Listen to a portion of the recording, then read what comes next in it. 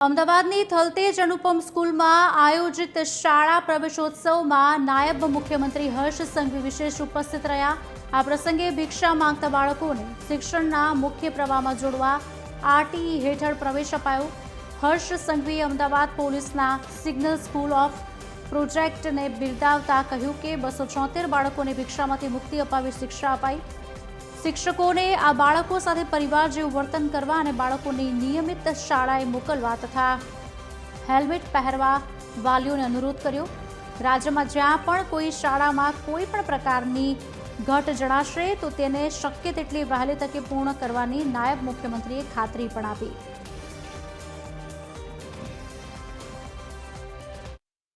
અને આખા ગુજરાતના અંબાજીથી લઈને ઉમરગાંવ સુધી ચારેય દિશામાં ગામે ગામની અંદર ભલે 25, 50, 100 બાળકો કોઈ શાળામાં ભણતા હોય ત્યાંય રાજ્ય સરકારના પ્રતિનિધિઓ પહોંચીને શાળાનું કામગીરી કઈ રીતે છે, એ શાળાની અંદર શિક્ષકો શું કરી રહ્યા છે, સ્વચ્છતા કેવી છે, ભણતર કઈ રીતનું આપી રહ્યા છે, આ તમામ દિશાનું નિરીક્ષણ ચાલી રહ્યું છે।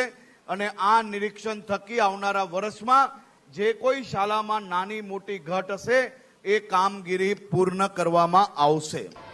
એએમસી અને અન્ય વિભાગોના સહયોગથી આ બધા જ જે વ્યક્તિઓ અને બાળકો છે એમને મેડિકલ ચકાસણી થાય છે।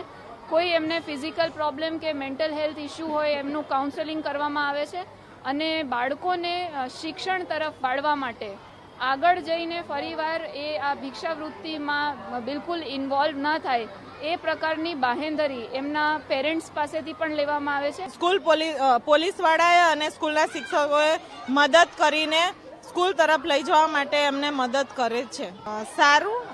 સારી રીતે ભણી શકે છોકરાઓ સ્કૂલમાં એ માટે પોલીસવાળાએ એમને અભિગમ કરીને સમજાવીને સ્કૂલ તરફ લઈ જવા માટે એમને હેલ્પ કરે છે।